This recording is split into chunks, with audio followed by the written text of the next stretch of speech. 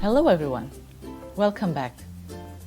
In this video, you're going to learn about the production of speech sounds.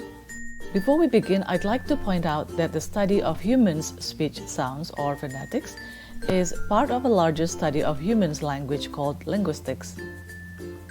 Phonetics is divided into three areas: articulatory phonetics, acoustic phonetics, and auditory phonetics. Articulatory phonetics studies how the sounds of speech are produced by a speaker.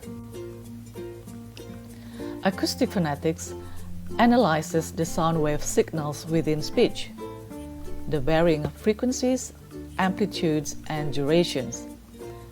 And finally, auditory phonetics studies how sounds are perceived by the listener. In this course, we will only focus on the articulatory phonetics. We will discuss the mechanics of the sound production, or the physical processes involved in the production of speech sounds, and in this case, the English speech sounds. I'm going to start by describing the articulators involved in these processes. When we speak, we activate a large and complex set of muscles to produce the different speech sounds. The muscle in the chest that we use for breathing, for example, produce the flow of air that is needed to make almost all speech sounds. The muscles in the larynx make many modifications in the flow of air from the chest to the mouth. In case you don't know where the larynx is, it is the part in your throat where your vocal cords are located. It is also called the voice box. If you can feel your Adam's apple with your hand, that's the larynx and the location of your vocal cords. So, after passing through the larynx, the air travels through the vocal tract and ends at the mouth and nostrils. The area surrounding the mouth is called the oral cavity, and the area leading to the nostrils is called the nasal cavity. Here, the air from the lungs is finally released into the atmosphere. All the parts within the vocal tract are called articulators. Some of these articulators are identified as active articulators. Some are known as passive articulators. Now, let's have a closer look at the 7 articulators above the larynx. The pharynx is a tube just above the larynx. It is about 7 cm long in women and 8 cm in men. The top end is divided into 2. One part is the back of the oral cavity. If you look at the mirror with your mouth open, you can see the back of the pharynx leading to the oral cavity. The other part is the beginning of the way to the nasal cavity. Unfortunately, you cannot see this part in the mirror.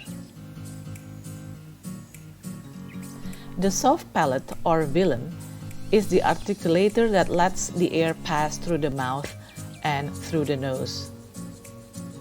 The velum has a small, soft piece of flesh which hangs down from the top of your mouth at the back. It is called uvula. The velum can be lowered to let the air escape through the nasal cavity, or raised to let the air escape through the oral cavity. When you make the sounds k and g, the back part of your tongue is in contact with the lower part of the soft palate. The hard palate is often called the roof of the mouth. You can feel its smooth surface with your tongue.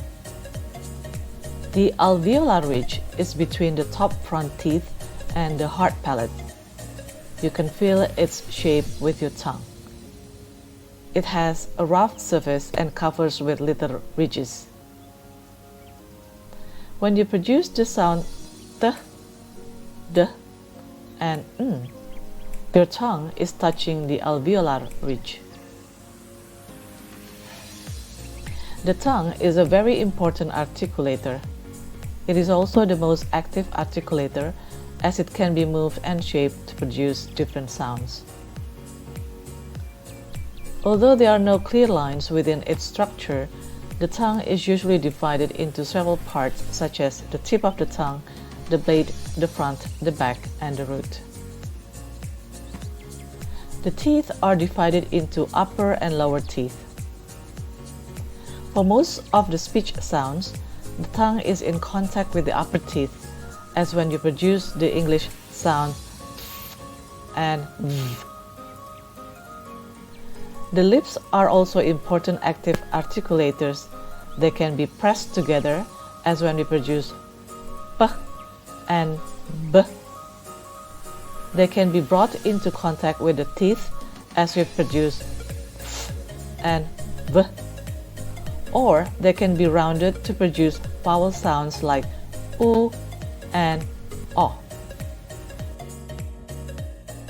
For most languages, including English, speech sounds are produced by air coming out of lungs. This type of airstream mechanism is called pulmonic aggressive. However, there are speech sounds that are produced by drawing the air into your mouth with the tongue blocking at the velum. This type of airstream mechanism is called velaric ingressive, and the sounds produced are called clicks.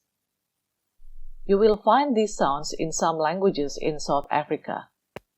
Here is an example. Okay, let's get started. So as I've said, the first one is slightly easier than the second one, and it goes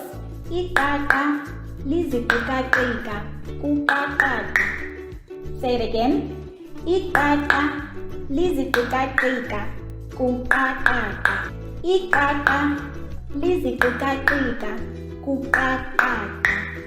So this one is not that difficult, guys. I know it sounds like it in the beginning, but if you can say the Q or the sound, then this is going to be quite easy for you.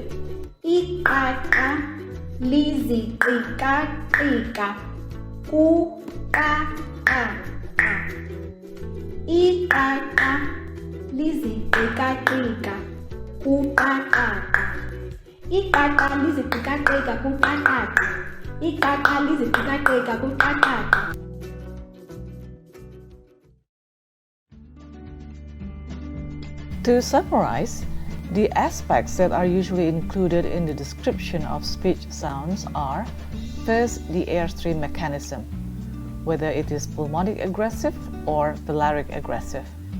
Second, the state of the vocal cords, whether they are apart or together.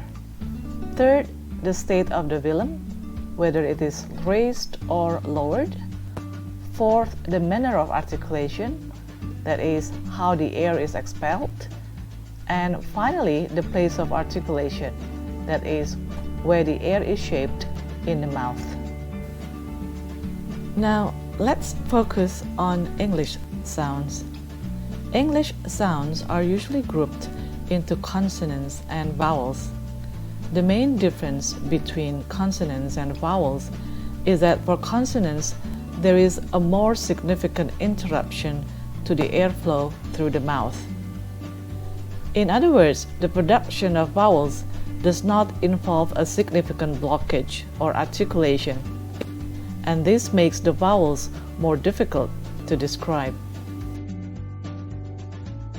In the next video, we're going to start by describing the English vowels. This includes the English short vowels, long vowels, diphthongs, and triphthongs.